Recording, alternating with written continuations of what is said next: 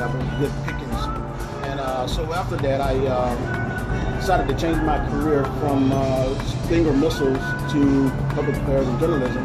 And eventually I became a military policeman. But after the military, I still wanted to play football, and I had to be my eyes set on the NFL. And some injuries that I sustained during the military time kept me from really pursuing that. But I did play a little semi-pro football for a short time.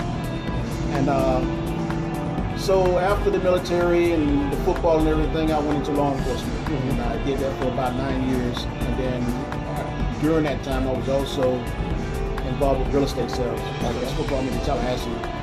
Brought me to Orlando. I saw a lot of profit in vacation homes. Right. So I came out here and I stayed involved with that for about 9 years until the world economy went to food. And then after that, it was time for some more soul searching. What do I do now? And one of the passions that I've always had was, movies. Right. And usually when I'm at a film, I'm watching a good film, I sit there until the credits are rolling through, the ending credits, and I'll just try to figure out, man, the creativity that it took to bring this story to the screen. All the people, yeah. Yeah, it was always fascinating. So then I started having a few ideas about movies that I could get to screen. Thought about writing novels and then trying to sell those to convert to movies. But then I was like, why don't you just cut through the chase and just get involved with screenwriting itself? That's what brings me here today. Okay. One of my classes requires that I interview someone that's got some background in the industry that I'm going into screenwriting. Just get a feel for, what your experience has been. Right. And some things that may help me shape how I approach it. Yeah, and I followed a similar path to what you did. I was actually a financial planner, top financial advisor in the world for 25 years. Was #1 with the Money Group, New York Life, John Hancock all the way through. Had 2 car accidents. One I broke my neck, one I broke my back. So I've got 6 bad discs, 4 herniated, 2 bulging, and I just can't be on my feet 80 hours a week like I used to, giving speeches every night and flying around the country. I just can't do it. So 5 years ago, at the age of 45, I thought I got to go back to school and learn a whole new degree. So I went back and finished up on the business degree, and then went into creative writing and did a dual enrollment with UCLA online in their screenwriting program, as well as Full Sail in their master's program. And what I found is, especially when you go back older, maybe wiser, you take it more seriously. And I was #1 at Full Sail, was valedictorian in there, and finished tied for first at UCLA. Graduated with distinction with a 4.0 at both places. And I thought, when you go back, it's kind of like a second chance, even though it's something completely different or out of necessity, just like you, out of injury. Hello, how are you? How are you today? Good. Hello. Hey. Oh, you're awesome. Thank you. Can I offer you lunch? It's on me. Anything Oh, you sure. want? You can wait till after. Okay. That's fine. All Yeah. right. Can I grab you something to I'll take a sweet tea. Sweet tea? No No ice if it's kind of chilled. Okay, no problem. Yeah, she's awesome. She's actually, I met her a couple of years ago. She helped me set up my documentary shoots in here. Is that right? Yeah, I did a weight loss documentary. We're still in post-production on it. I did a 6-month weight loss challenge, and I lost 73 pounds in 6 months under a doctor's advised care. And part of the film was that you don't have to change your whole life. You can still come here, watch the game, hang out with your buddies, do what you got to do. And the general manager at the time actually went alongside me and lost 100 pounds. He was a much bigger man. He's not here anymore. But yeah, it was great. We shot here a couple of times, and she was the one who lined everything up for us. So. But yeah, this is a good spot for a film. They're very friendly. What you've done is taken a little bit of the fire out of my. Oh, okay. So last year I had to lose 28 pounds because I also have L4, L5 bad disc, and I've actually had a slippage and a fracture down there. So they've recommended the spinal fusion. Mine too, and I turned it down. Me too. I said, okay. I went to 5 different surgeons in the area. Even went over to the laser, minimal invasive. Over in Tampa? Yeah. I did the same. Yep. And they wanted to do the same thing. In fact, they wanted to do an entry to the front to take care of it. I was like, okay. And one thing that I did do was I said, okay, if I do get the surgery, I want to do physical rehab before so that I can get everything strengthened. So after the surgery, it'll be, a little bit better optimal. And so during that process, rehabbing up front, I lost 28 pounds. I actually was able to get a lot of my symptoms to go away, the numbness and the pain. And I was like, okay, I'm out of the woods, I literally, when I got hit the first time, I weighed 163. In over 10 years, I gained 10 pounds just from being 6 days a week in the gym to not being able to go at all, not even be able to do anything. It was like 10 pounds a year for 10 years. And then I had a heck of a time getting rid of it. I'm still fighting.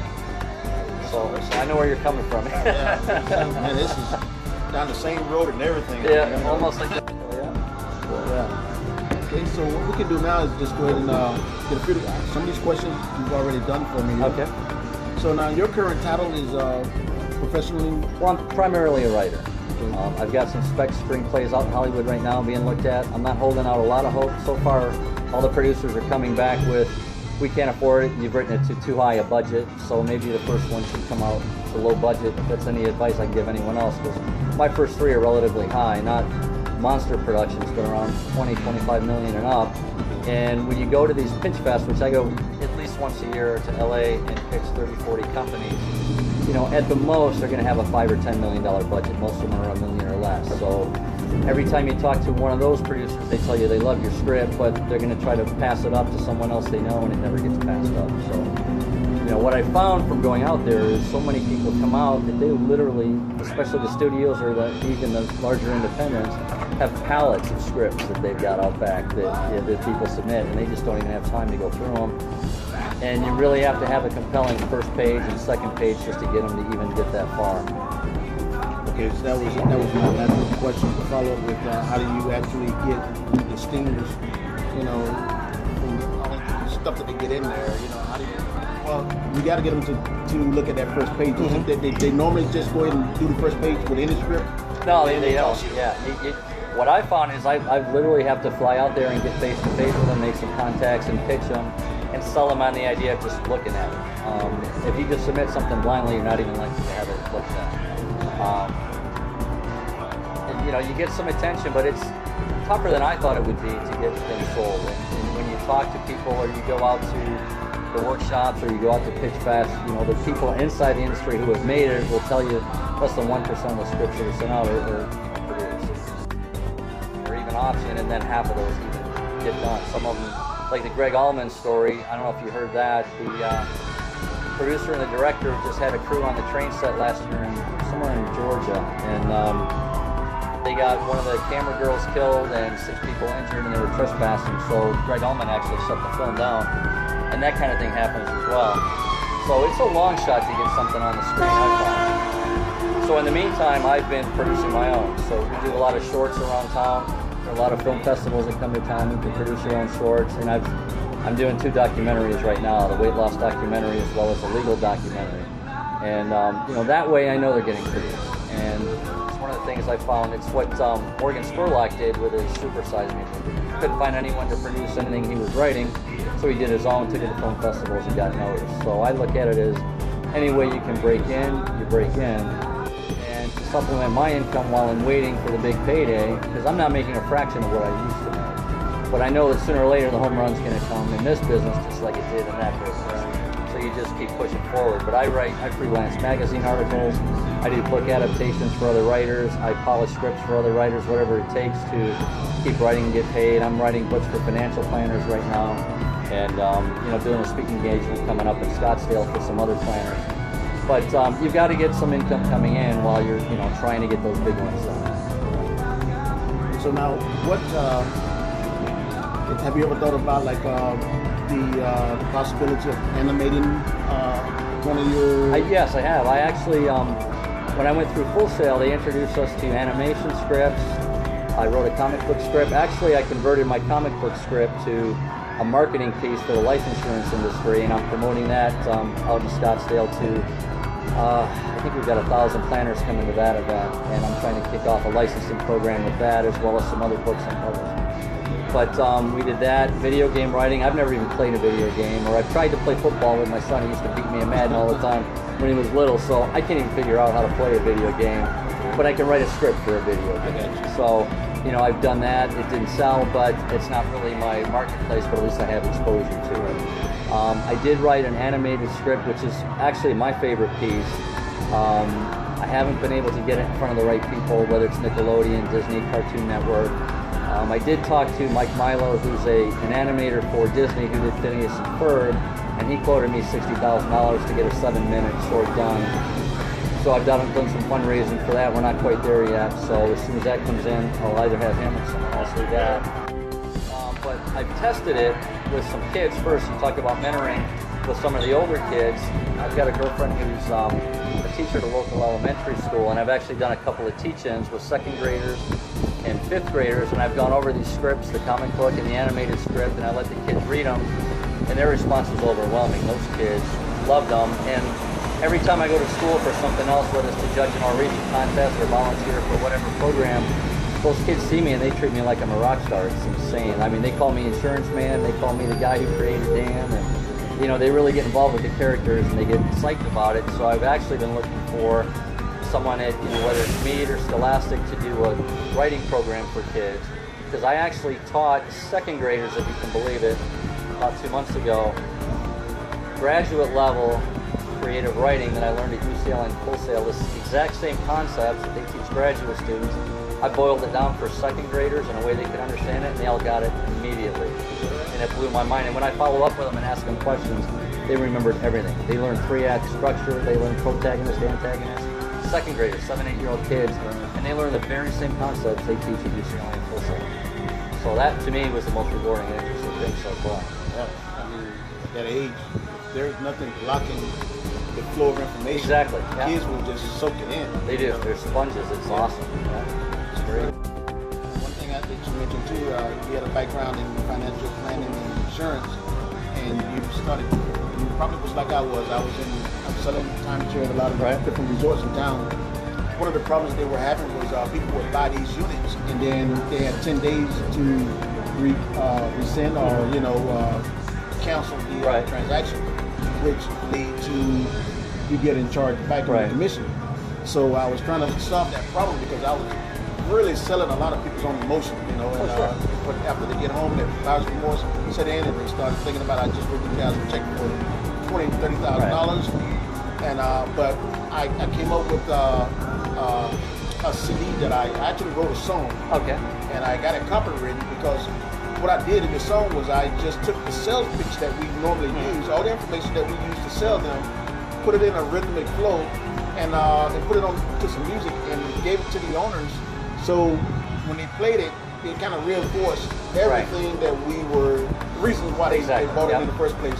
And it helped out some. And I used to do the same thing in financial services. I'd write a follow-up letter re-explaining, these are all the reasons you wanted to buy it, these are all the reasons it was good, these are all the tax benefits, these are all, just to reinforce. And I never had, I think I had one, actually it wasn't even a chargeback, it was on an advance fee that I charged, and someone had their kid change their mind that wasn't going to go to college, then decided to go. They needed the money for tuition, and that was before we got started and I did any work. That was the only refund I had in 25 years. So yeah. One advantage I think you and I have that most other writers don't have, especially trying to get something done in Hollywood or anywhere, is you have to be able to sell. Because if you can't pitch your work, there's nobody out there that's going to do it for you. You can't rely on an agent, you can't rely on a manager. You have to sell yourself. And I find most writers that I've worked with, or at least gone to school with, are extremely introverted and they don't want to talk to anybody. Yeah. You're never going to get anything sold. That's the, because, as a writer, you naturally are introverted somewhat. Because you gotta pull within so deeply, and or at least be introspective, thoughts. But then to get out and sell, you gotta come from another whole place. You gotta be expressive, and you gotta be able to push buttons to get people to respond. And so I definitely identify with that. That's been a challenge. Well, it was funny because when I graduated from Full Sail in 2012, actually it was in March, so exactly 3 years ago, almost to the day. Maybe it was the 12th. The whole class graduated at the same time, and I found out there was a pitch fest in LA 3 weeks after graduation. And I invited everyone else to come out with me, and not one person out of all those people I went to school with wanted to go. Because they were, we're not ready, we're just getting out of school, give me some time. I said, there's no time like the present, you're done, let's go. And I flew out, I went to my very first one, had no idea what I was doing, didn't even have a one sheet with me. We weren't prepared, we didn't learn that at UCLA, didn't learn that at Full Sail. But I found there's a lot of things you have to learn by experience. You got to go out there and get your nose bloody, just like in real estate or financial services. And you got to learn by doing. You can't wait for someone to teach it to you. And because I went out and pitched 33 producers, and I had 24 bite on, they wanted to see the script. So I figure those odds were pretty good. You just got to get out and do it. That was my last question. what have you had to learn or train yourself that you didn't get in your education, your formal education? So the one page or the one... Yeah, the one sheet, you've got to have a one sheet when you go out, so you got to have a leave behind piece, because a lot of times you're not even talking directly to the producer. It might be an assistant producer or someone else in the office, and then they've got to go back and sell your concept to their boss before you'll get a read request. So you've got to have a leave behind piece for them to go back and be able to sell off of, otherwise you got no chance, because even then your chance is limited because you got someone else doing the talking for you. And what's your outlook on in the next decade or so as far as the demand for screenwriters and what your projection? It's hard to tell. What I'm finding, or at least what the experts are saying, every time I go to LA, I try to take as many courses as I'm out there, or seminars, workshops while I'm there, just to try and learn while I'm pitching. But everyone inside the studios basically says it's getting tougher and tougher to break in there, because all they're doing is rewriting the same superhero scripts. All the budgets are going, the Avengers or whatever, and they're doing the franchises over and over and over and using their internal people to write and rewrite. So if you're trying to break in, it's easier in a mini major or a larger independent, or just go on your own, get through the the film circuit or wherever it is. So I'm still trying to figure out how to get that big home run. But the interesting thing is there's a lot of different advice out there, and the only thing that I don't like in the industry is you got a lot of people who either haven't made it yet or had one movie produced 20, 30, 40 years ago when they're still living off that, and they're trying to tell other people how to break in. I'm a script polisher, or I'm a this, or I'm a that, or I'll get your script done, or I'll bring it to somebody, and you can pay a lot of fees if you're unaware to people in the industry who've either never done anything or haven't done anything in decades, and they're trying to charge you money to show you how to do something. And I would personally, I stay away from that. But a lot of other people spend a lot of money and never get anywhere with it. So I find the best thing to do is just get out there and do your own thing, even with an agent or an entertainment lawyer or anything like that, or even a manager. They can only do so much. You still got to be able to get out and sell yourself, because you're responsible for your career, no one else is. That's true. And what genre do you think is probably going to be most successful? If there was anything? It's hard to say. They come and go. What I have learned is that every couple of years it changes, and what's hot right now isn't going to be in a couple of years.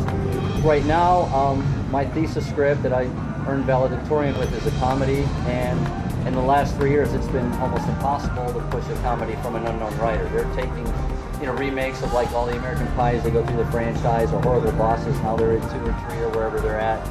And if something's already been proven, they'll look at it. But an unproven comedy right now is tough to sell. So I've also got a drama, and I've also written a romantic comedy, which I don't even go see, and I never thought I would like. But to complete my UCLA degree, that was the last course available, so I took it, and I actually did very well with it. And I'm writing a fact fiction piece on an 80s band, and I got a hold of them, and they're 100% behind it, so they're actually helping me as technical advisors, working on the script, and that's coming out real well. And I've only got the treatment done so far, and I'm halfway through the script.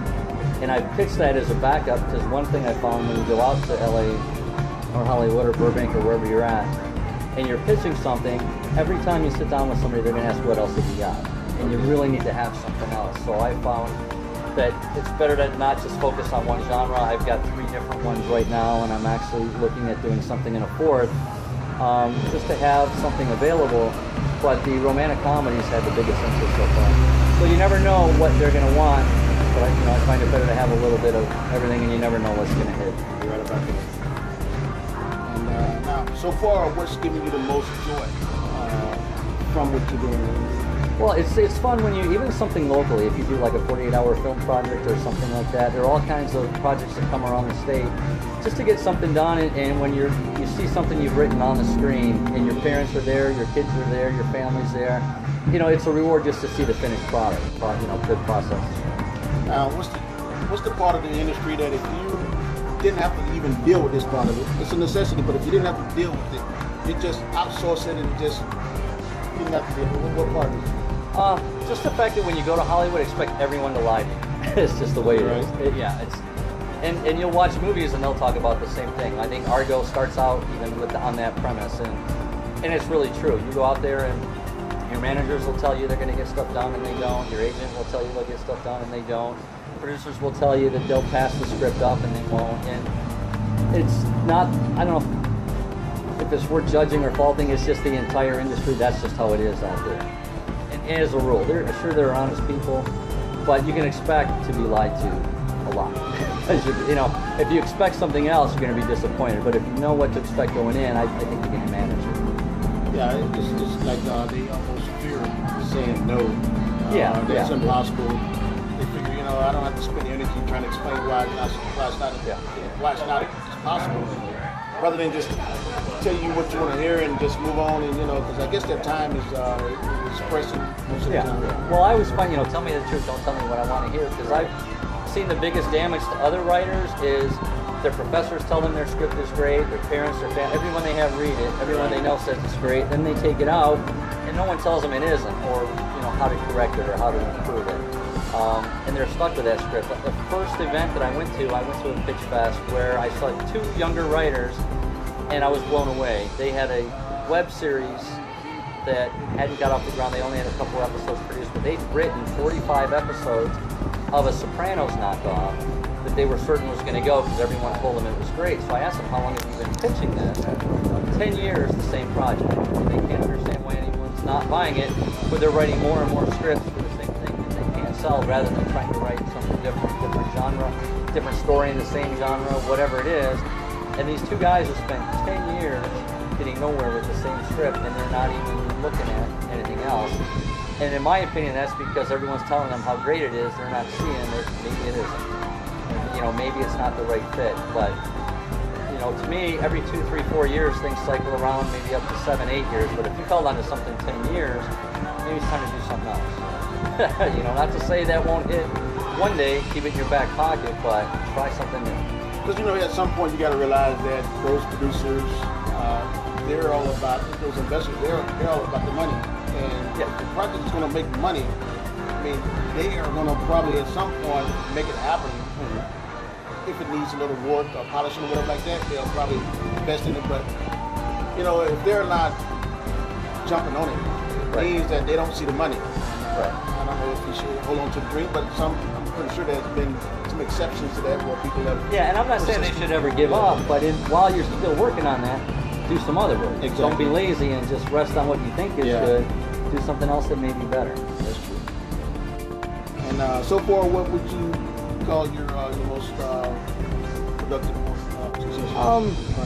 You know, money-wise, it's been really the private gigs where, you know, I've been doing rewrites or taking book authors and doing screenplays, adaptations of their work. You know, that's what's been paying. But the most rewarding is really the work I've done with the kids so far.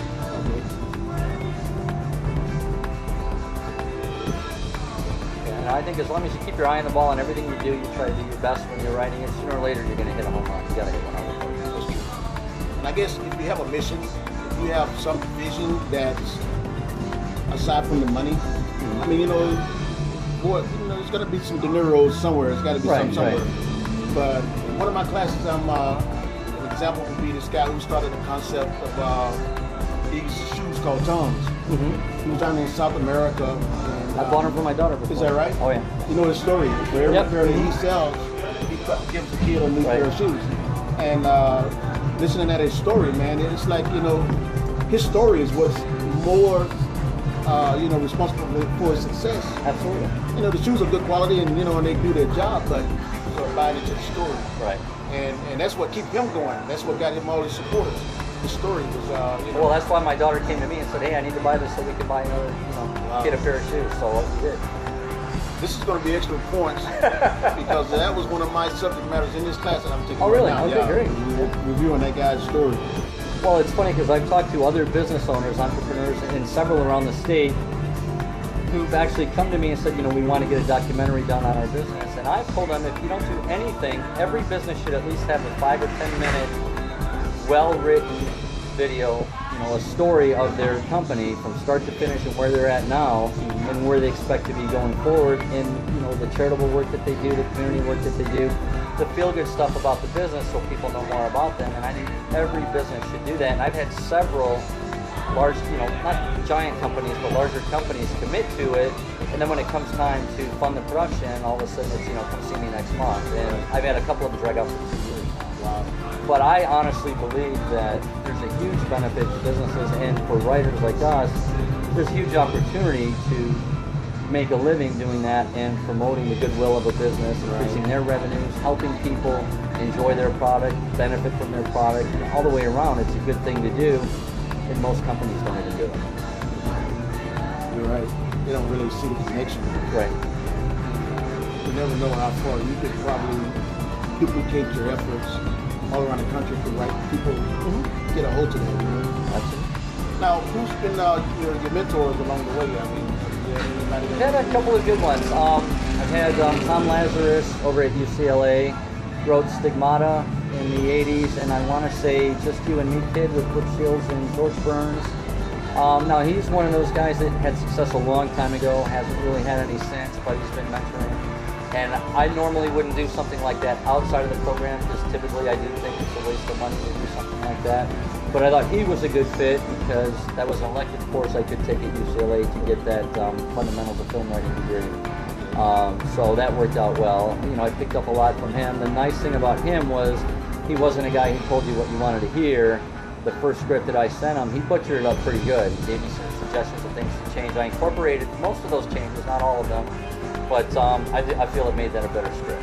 So, you know, there is some benefit to that. One of the best I've had, I just hunted down out of the blue. I picked up a book called, I think it's Really Damn Good Advice for Damn Good People, or for People with Talent is what it is. And it's a man named George Lois, who's an elderly gentleman, lives in New York, but he's rumored to have been the man that they, the AMC series Mad Men after. He claims that's not him because he's a good family man and he doesn't run around and drink and booze and carouse like that guy does in the show. But he's responsible for all the Esquire covers in the 60s. Him and Bob Dylan helped free Reuben Carter, the Hurricane, who was unjustly accused of murder, did a lot of hard time in jail. And he used his copywriting skills and his advertising skills to bring awareness to it. And him and Bob Dylan wrote the song Hurricane, and in the 70s they were instrumental in getting Hurricane released. And I read the book. I just emailed him and called him out of the blue and said, would you mind mentoring me? I don't take a lot of his time because he's an elderly man now, but he's never refused my phone call. Anything I need, I call him, and if I have questions, he's right there for me. So, you know, I find that you don't necessarily have to go through your school for mentors or through people